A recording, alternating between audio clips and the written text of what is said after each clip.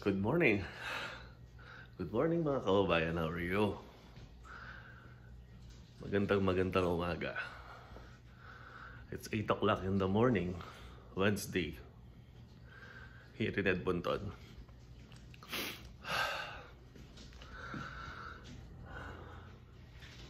Kumusta ang magdamag at gabi nyo ng Tuesday? Kumusta po yung araw nyo kahapon? Mga kababayan,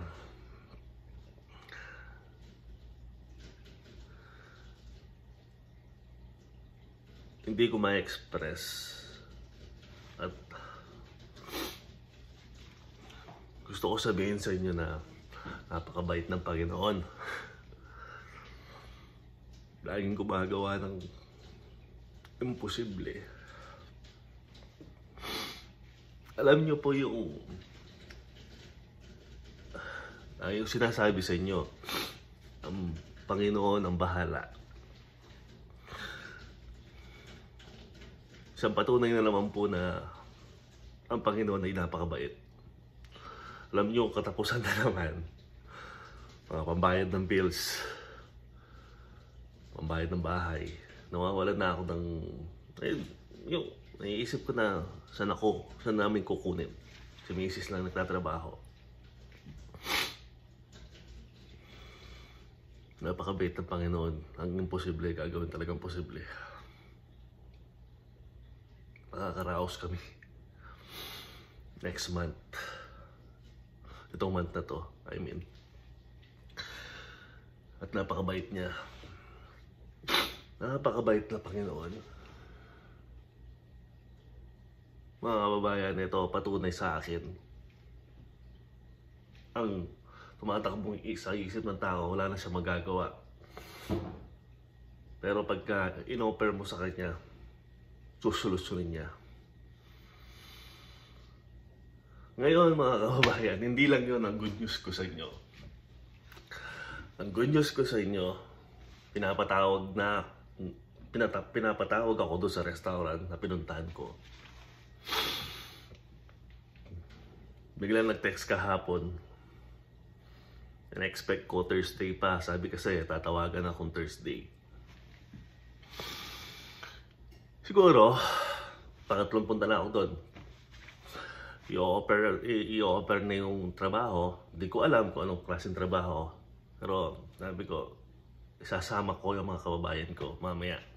Sasama ako sa vlog na to. Alam nyo mga kababayan, hindi ako gumagawa ng para magkaroon lang ng content. Isa akong patunay kung gaano kabait sa amin ang Panginoon. Sabi ko nga sa sarili ko, Panginoon, napakabait ninyo.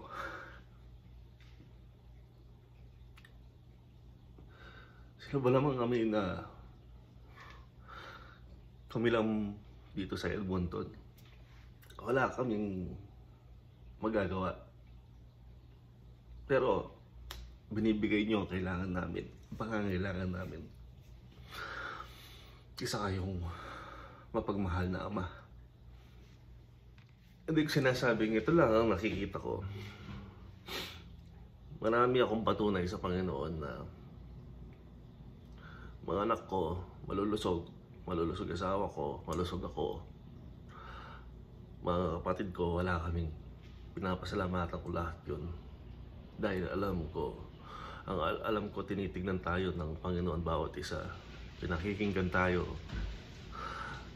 Yung kapatid ko gumaling sa sakit niya.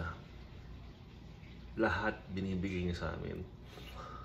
Pero sabi ko nga, Panginoon, turuan niyo ako paano maglingkod sa inyo. Panginoon, gawin niyo ako, gamitin niyo ako. Ito ang purpose ko. Gusto kong gawin para sa inyo. Tapon muna tayong basura, mga kababayan. So, wakas na kuha na yung basura natin. Pupuno na eh. Pupuno na naman. Hindi talaga napansin ng nangungulit ng basura. Buti na lang pinutol ko yung kahoy kanina, ay last week.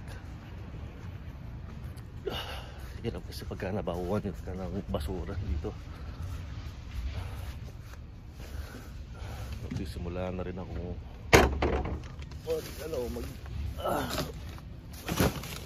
dalawa na lang. Puro na naman.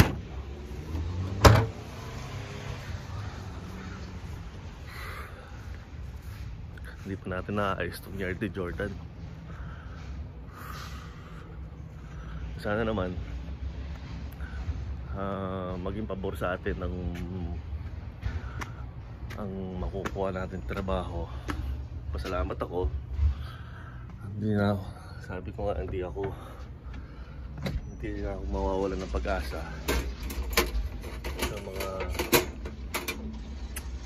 sa nangyayari sa atin. At least may mga sign na tayo na binibigay sa atin ng Panginoon Jesucristo. Mga kababayan, salamat sa mga dasal ninyo, sa mga comment ninyo, mga kababayan. Nakakatulong din, at siyempre nakakatulong araw-araw na nadadagdagan ang aking subscriber. Sabi nga nila, continuous lang ang pagdami ng subscriber at makakamtam natin ang pagtulong, mga kababayan. Gagawin natin yan. Where are you going? Where are you going? Let's go. Let's bye-bye. Oh, bye-bye. Oh, bye-bye. Oh, let's go, bye-bye.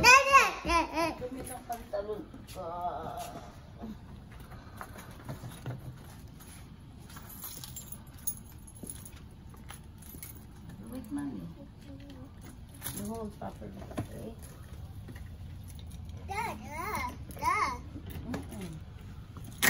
No, we will eat there. Don't eat that. You eat real food first. That's unhealthy. Come on.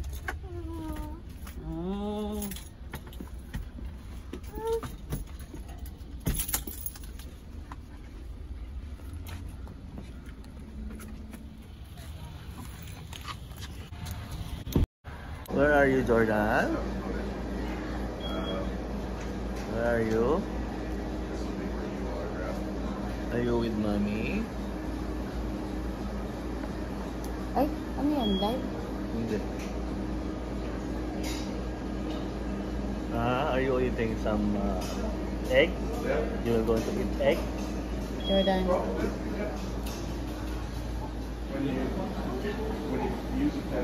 Yeah. Wow.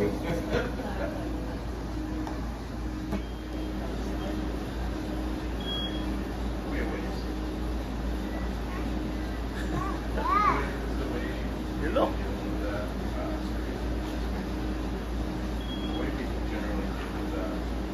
Jordan, say hi. Hi. Oh, say bye-bye. Sarap yung kape ng Ian dapat dito. Mama. I can afford. You sit down there. Eat it. Okay? No, go down. Eat first. Oh my goodness. Look at your nails. Too dirty. What's wrong with your nails? Ew. So yung mga nagtatrabaho dito lumilipat doon? Ako nga lang ang gumaganon. Sila hindi.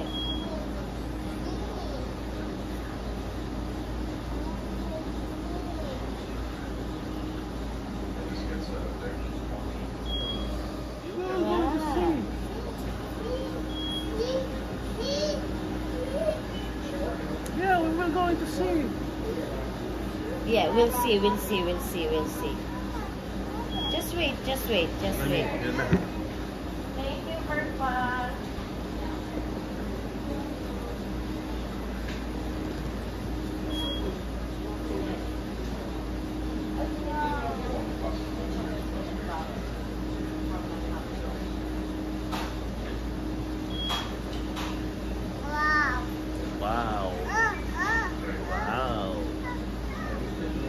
say? Wow.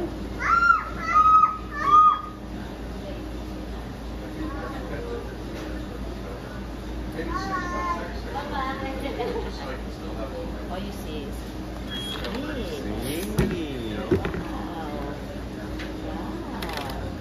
Let it play.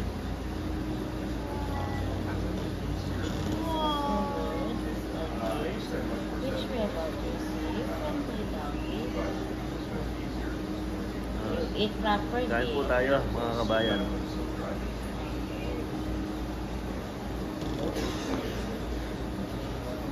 Wala pong hot sauce dito. Meron na yan.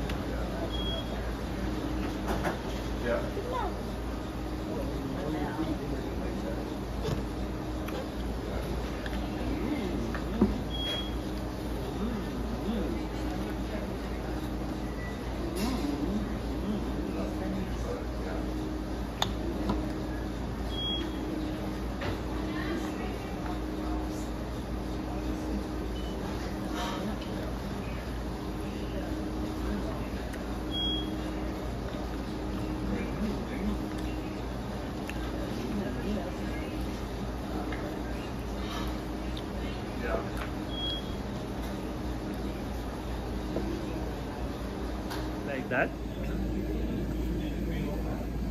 Huh? You like that? Wow. Wow.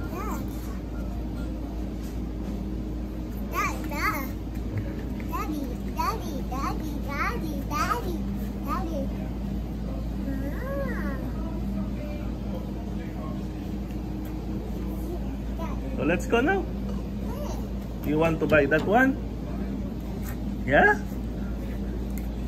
Ba, marunong ka na rin turo-turo, no? Oh, sige. Sabihin natin kay Mami.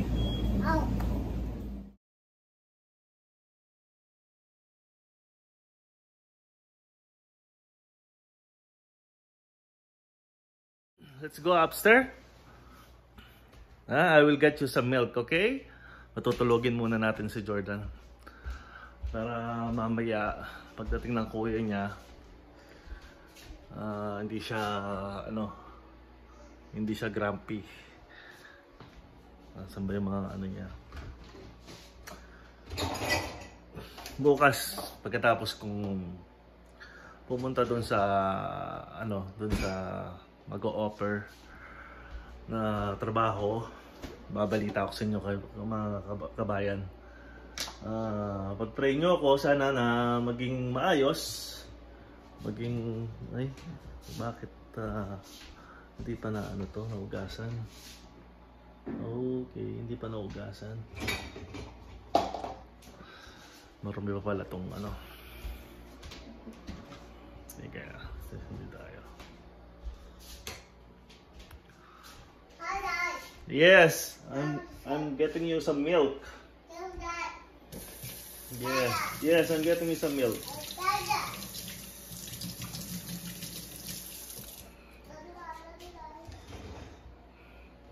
It's time for bed, Jordan.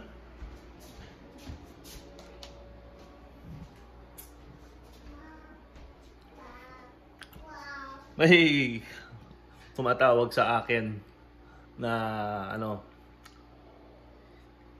di ba nasabi kong na-scam ako ng $700? Mare-recover daw nila, sabi nila, you are in the situation of your account was sitting right now $55,000 US dollars. So we just want to help you not to have some case of money laundering. Alam niyo po, napakauso ng mga scammer dito sa panahon ngayon. Ayoko na pumatol sa mga yan. Yung 700 kung nakaupo yun, kunin nila kung gusto nilang kunin. Maniniwala na sana ako eh. Pero nung sinabi nilang gusto na daw makuha yung bank information ko, bank statement, kung kailan nangyari yun, sabi ko, ba't kailangan nyo ng, sa pag-i-English ko, bakit kailangan nyo ng bank information ko? Ayoko i-compromise yung bank information ko. Ibibigay ko pa sa inyo, sabi ko. Sabi ko, hindi mo kailangan yung bank information ko para i-recover yung pera na yun. Kung totoo man sinasabi mong 55,000. Napakadaling sa mga ganun na sitwasyon. Kaya lang naman ako na-scam, mga kababayan. Yung $700. Siyempre, namamagasa. Yung sa tuwing nakakita ako sa Facebook na ganyan, na ano ako, sinasabi ko lagi, scam yan. Yung mga mag-a-add sa iyo sa Facebook, tapos mutual friend mo, yung mga kaibigan mo, tapos i-aano nila na, anong tawag doon? Sasabihin nila, nagpo-post sila ng mga legit daw mga cryptocurrency. Pumatol ako. That time kasi, sabi ko, ang daming curious lang ako hanggang sa na-scam na. $700, instant na-scam. Pero, pinagpasa Diyos ko. Tapos ngayon tumatawag sila, recovery daw, mare-recover nila, 55,000 ang nakaupo sa bank account ko, ay doon sa crypto account. Sabi ko sa sarili ko, very impossible after 1 year, yung $700 magiging 55,000 US dollars. So, hindi na ako naniwala. Sabi ko, if you want the money, just take it the money. Sabi ko, hindi na ako mapatol ngayon sa mga ganyan. Tsaka yung mga kababayan natin nakikita sa Facebook. Yung mga, sabi niya, I'm enjoying my life. Yung magko-convince sila ng mga member. Bago ka mag-member, anong tawag doon? May bibiling ka munang product. Sabi ko nga sa sarili ko, sa mga ina-advise ko, wala talagang madali sa buhay. Lahat pinaghihirapan. Sa tuwing nakakakita ko gano'n, Diyos ko Mariosep, yung mga kababayan pa natin ng mga nagko-convince sa mga yan. Which is, masaya naman ako kung nagagawa nila yun. Pero, untrusted yung hindi mo pagkakatiwalaan. Yung, may mga product na involved. Marami kaming sinalian na mga pero na-realize na yung mag-asawa. Walang madali sa mundo na to, pinaghihirapan. At kung man siguro suswertein, yun, tsaga-tsaga, magtsaga. Lahat ng gusto mo mangyari dito sa mundo, i-spend mo ng oras para lang hindi natin kailangan mag-scam ng tao. Sabihin mo yung totoo, kung gusto mong tumulong ka. Kung alam mo yung business, wag na yung in an easy way, mga kababayan. Kung minsan natotorture ako sa utak ko, bakit yung mga I am nurse, blah blah blah, nag-quit ako sa job ko, I can do my family time. Hindi naman siya nag-aano ako, mga kababayan. Siguro sila kumikita sila at naunahan nila yung na yun, pero stop doing it. Sabi ko, kapwa natin mga kababayan, ang hirap-hirap po ng buhay ngayon. Ngayon, kung may alam kayong business, i-share nyo na lang. Huwag na kayong mag-ikayat. Sabihin nyo yung totoo na